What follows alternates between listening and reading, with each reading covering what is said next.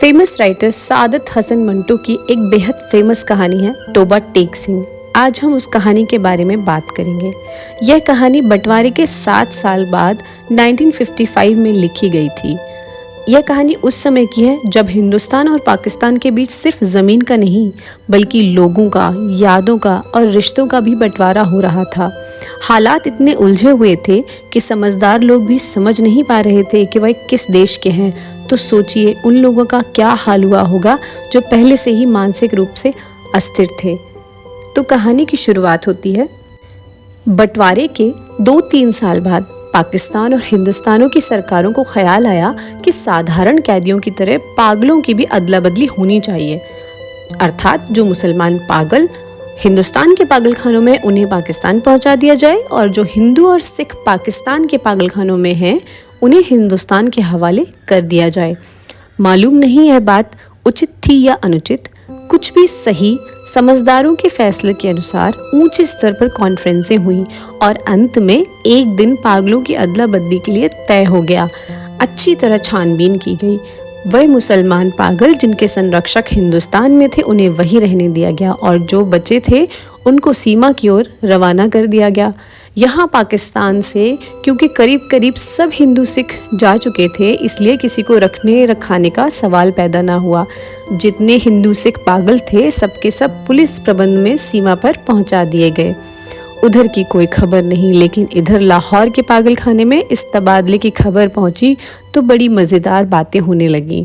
एक मुसलमान पागल जो 12 साल से हर दिन नियम पूर्वक जमींदार पढ़ता था, उससे जब उसके एक दोस्त ने पूछा, मौलवी साहब यह पाकिस्तान क्या होता है, तो उसने बड़े ध्यान और चिंता के भाव से जवाब दिया, हिंदुस्तान में एक ऐसी जगह है जहाँ उस्तरे बनते हैं।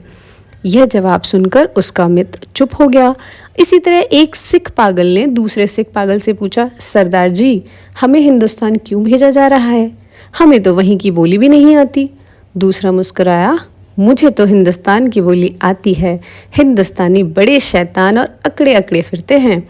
एक दिन नहाते नहाते एक मुसलमान पागल ने पाकिस्तान जिंदाबाद का नारा इतनी जोर से लगाया कि फर्श पर फिसलकर गिर पड़ा और बेहोश हो गया। कुछ पागल ऐसे भी थे जो पागल नहीं थे। इनमें प्रायः ऐसे खूनियों की संख्या थी जिनके संबंधियों ने अफसरों को रिश्वत दे दिलाकर उन्हें पागल खाने भिजवा दिया था ताकि वे फांसी की सज़ा से बच जाएं। वे कुछ कुछ समझते थे कि हिंदुस्तान का बंटवारा क्यों हुआ है और यह पाकिस्तान क्या है, लेकिन सभी घटनाओं का उन्हें कुछ पता न था। अखबारों से कुछ पता न चलता था और पहरेदार सिपाही अनपढ़ और उजड्ड थे। उनकी बातचीत से भी वो कोई अर्थ नहीं निकाल पाते थे। उनको केवल इतना पता था कि एक आदमी है मोहम्मद अली जिन्ना, जिसको कायदे आज़म कहते हैं। उसने मुसलमानों के लिए एक अलग देश बनाया है जिसका नाम है पाकिस्तान। यह कहाँ है, इसका उद्देश्य, उपयोगिता क्या है, इसके संबंध में वे कुछ नहीं जानते थे। यही कारण था कि पागल खाने में सब पागल जिनका दिमाग पूरी तरह से खराब नहीं था इस चिंता में थे कि पाकिस्तान में थे या हिंदुस्तान में। यदि हिंदुस्तान में हैं तो पाकिस्तान कहाँ है, और यदि वे पाकिस्तान में हैं तो ये कैसे हो सकता है कि वे कुछ समय पहले यहीं रहते हुए भी हिंदुस्तान में थे। एक पागल तो पाकिस्तान और हिंदुस्तान और पाकिस्तान के चक्कर में ऐसा पड़ा कि वह और भी पागल हो गया। झाड़ू लगाते लगाते एक दिन पेड़ पर चढ़ गया और डाली पर बैठकर 2 घंटे तक लगातार भाषण देता रहा जो पाकिस्तान और हिंदुस्तान के नाजुक मसले पर था।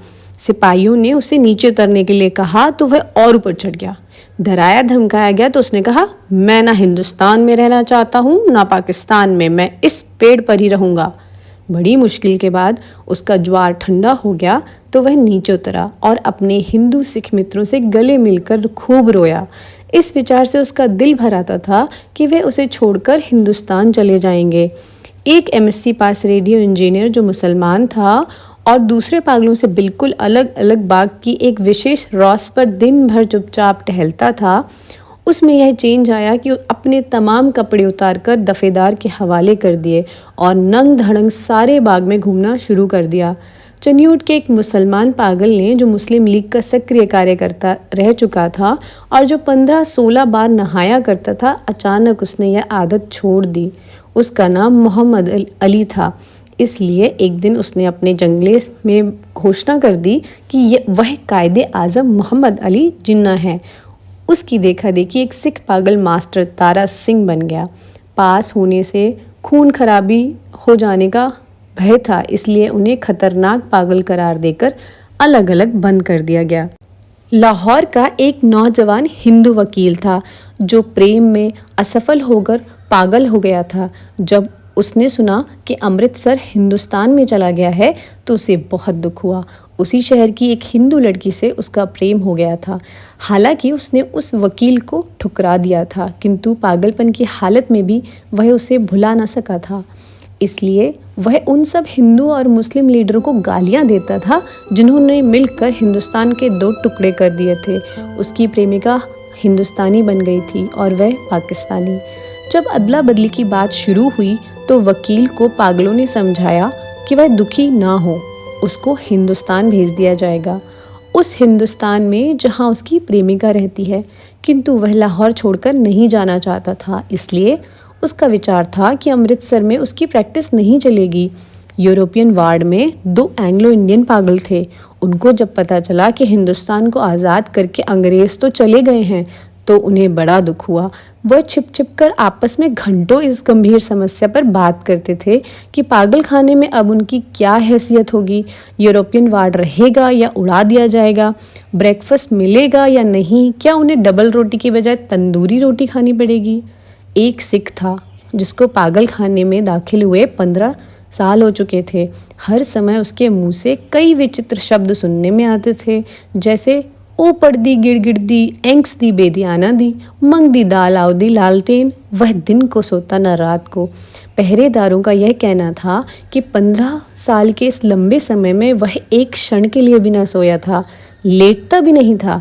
हाँ, कभी कभी किसी दीवार के साथ टेक लगा लेता था। हर समय खड़े रहने से उसके पांव सूज गए थे, पिंडलियां भी फूल गई थीं, किंतु उस खतरनाक तकलीफ के होने पर भी वह लेटकर आराम नहीं करता था। हिंदुस्तान, पाकिस्तान और पागलों की अदला बदली के संबंध में जब कभी पागल खाने में बात होती थी तो वह ध्यान से सुनता था। उससे कोई पूछता कि उसका क्या ख्याल है तो वह बड़ी गंभीरता से जवाब देता, ओ पड़दी गिड़ गिड़ती, एंग्स दी बेदियाना दी मंग दी दाल आओ दी पाकिस्तान दी गवर्नमेंट। किंतु बाद में आओ दी पाकिस्तान गवर्नमेंट की जगह आओ दी टोबा टेक सिंह ने ले ली और उसने दूसरे पागलों से पूछना शुरू कर दिया कि टोबा टेक सिंह कहाँ है, जहाँ का वह रहने वाला है। लेकिन किसी को कुछ भी मालूम नहीं था वह पाकिस्तान में है या हिंदुस्तान में। जो बताने की कोशिश करते वह खुद इस चक्कर में फंस जाते थे कि सियालकोट पहले हिंदुस्तान में होता था पर अब सुना है कि पाकिस्तान में है। क्या पता है कि लाहौर जो अब पाकिस्तान में है कल हिंदुस्तान में चला जाएगा, यह सारा हिंदुस्तान ही पाकिस्तान बन जाए। और यह भी कौन सीने पर हाथ रख कर कह सकता था कि हिंदुस्तान और पाकिस्तान दोनों किसी दिन सिरे से ही गायब ना हो जाए। इस सिख पागल के केश झड़ते रहने पर अब बहुत थोड़े रह गए थे, क्योंकि वह बहुत कम नहाता था, इसलिए दाढ़ी और सिर के बाल आपस में जम गए थे, जिसके कारण उसकी शक्ल बड़ी भयानक हो गई थी। लेकिन वह आदमी सीधा था। 15 सालों में उसने किसी से झगड़ा नहीं किया था। पागल खाने के जो पुराने नौकर थे उसके बारे में इतना जानते थे कि टोबा टेक सिंह उसकी काफ़ी ज़मीन है, अच्छा खाता पीता ज़मींदार था कि अचानक ही उसका दिमाग उलट गया। उसके संबंधी लोहे की मोटी मोटी जंजीर में उसे बांध कर लाए और पागल खाने में दाखिल करा गए। महीने में एक बार मुलाकात को ये लोग आते थे और उसकी राज़ी खुशी मालूम करके चले जाते थे। बहुत समय तक यह सिलसिला चलता रहा, किंतु जब पाकिस्तान और हिंदुस्तान की गड़बड़ शुरू हो गई तो उन लोगों का आना बंद हो गया। उसका नाम शबन सिंह, किंतु सब उसे टोबा टेक सिंह कहते थे। उसे यह मालूम बिल्कुल ना था कि दिन कौन सा है और महीना कौन सा है या कितने साल बीत चुके हैं, लेकिन हर महीने जब उसके घर वाले उससे मिलने आते तो उसे अपने आप पता चल जाता था। इसलिए वह दफेदार से कहता कि उसकी मुलाकात आ रही है। उस दिन वह अच्छी तरह नहाता, बदन पर खूब साबुन लगाता और सिर में तेल लगाकर कंघी करता। अपने कपड़े जो वह कभी इस्तेमाल नहीं करता था निकलवा के पहनता और सज बज कर मिलने वालों के पास जाता। वे उससे कुछ पूछते तो वह चुप रहता या कभी कभी ओ पर्दी गिरगिरती एंग्स दी बेदयाना दो मंग दी दाल आव दी लालटेन कह देता। उसकी एक लड़की थी जो हर महीने 1 अंगुल बढ़ती बढ़ती 15 साल में जवान हो गई थी। शबन सिंह उसे पहचानता भी न था। जब वह बच्ची थी तब भी अपने बाप को देखकर रोती थी और जब वह जवान हो गई तब भी आंखों से आंसू बहते थे। पाकिस्तान और हिंदुस्तान का किस्सा शुरू हुआ तो उसने दूसरे पागलों से पूछना शुरू कर दिया कि तोबा टेक सिंह कहाँ है। एक संतोषजनक उत्तर न मिला तो उसकी चिंता दिन ब दिन बढ़ती गई। अब मुलाकात भी नहीं होती थी। पहले तो उसे अपने आप पता चल जाता था कि मिलने वाले आ रहे हैं, पर अब जैसे उसके दिल की आवाज़ भी बंद हो गई थी जो उसे उनके आने की खबर दे दिया करती थी।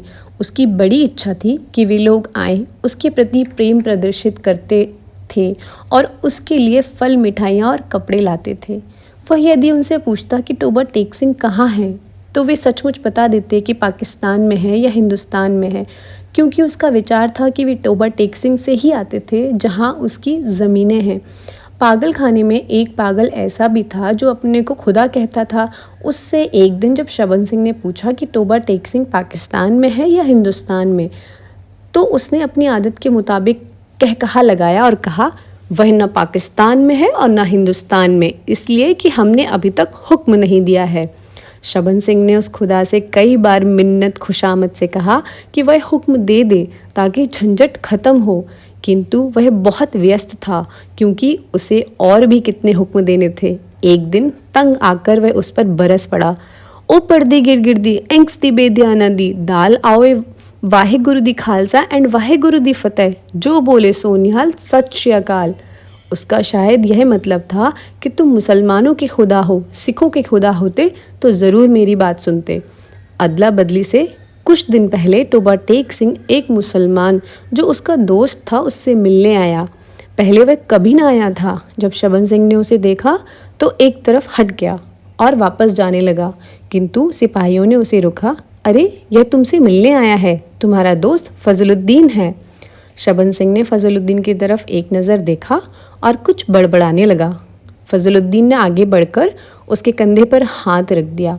मैं बहुत दिनों से सोच रहा था कि तुम्हारे दर्शन करूं, लेकिन फुर्सत ही ना मिली। तुम्हारे सब आदमी राजी खुशी हिंदुस्तान पहुंच गए थे।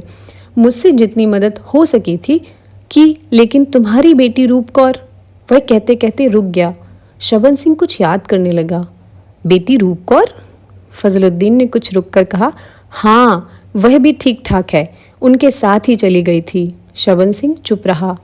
फजलुद्दीन ने कहना शुरू किया, उन्होंने मुझसे कहा था कि तुम्हारी राजी खुशी पूछता रहूं। अब मैंने सुना है कि तुम हिंदुस्तान जा रहे हो। भाई बलवीर सिंह और भाई बधावा सिंह से मेरा सलाम कहना और बहन अमृत कौर से भी। भाई बलवीर से कहना फजलुद्दीन राजी खुशी है।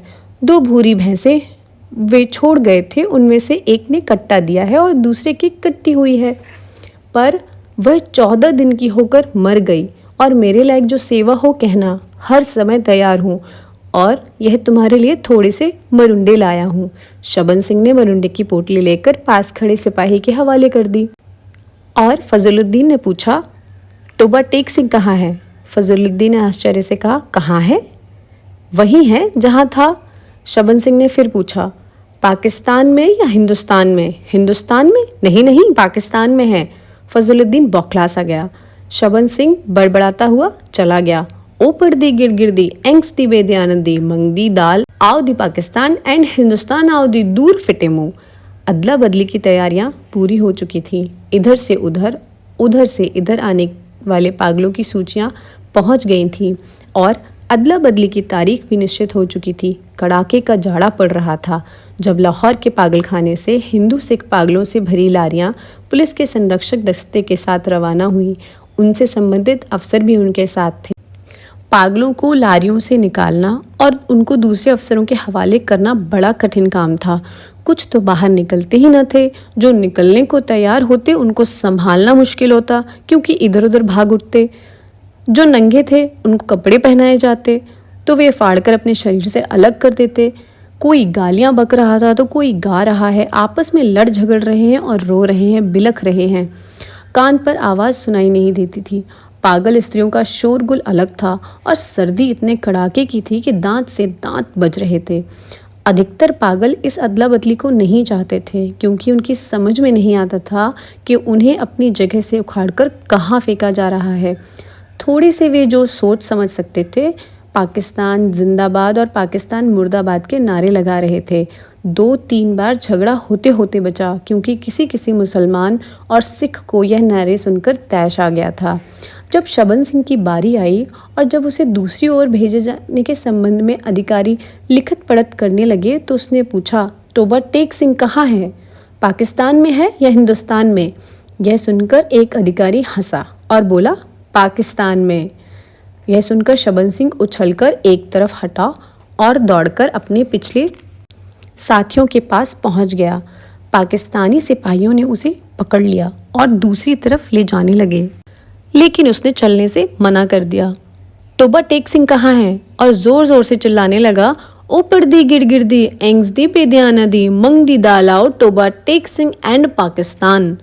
उसे बहुत समझाया गया, देखो टोबा टेक सिंह अब हिंदुस्तान चला गया है, यदि नहीं गया है तो उसे तुरंत ही वहां भेज दिया जाएगा। किंतु वह न माना। जब जबरदस्ती दूसरी ओर से ले जाने की कोशिश की गई तो वह बीच में एक जगह पर इस प्रकार अपनी सूजी हुई टांगों पर खड़ा हो गया जैसे अब कोई ताकत उसे वहां से नहीं हिला सकेगी, क्योंकि वह एक बहुत कमज़ोर आदमी था। इसलिए उसे ज़बरदस्ती नहीं की गई, उसको वहीं खड़े रहने दिया गया और अदला बदली का काम होता रहा। सूरज निकलने से पहले उस स्थान पर अकड़ कर खड़े हुए शबन सिंह के मुंह से एक भयानक चीख निकली। इधर उधर से कई अफसर वहां दौड़े आए और देखा कि वह आदमी जो 15 साल तक दिन रात अपनी टांगों पर खड़ा था, औंधे मुंह पड़ा हुआ है। उसकी टांगों के पीछे हिंदुस्तान के पागलों का दायरा था और उसके सिर की ओर पाकिस्तान के पागलों का दायरा था और बीच भूमि में जिसका कोई नाम न था, तोबा टेक सिंह पड़ा था।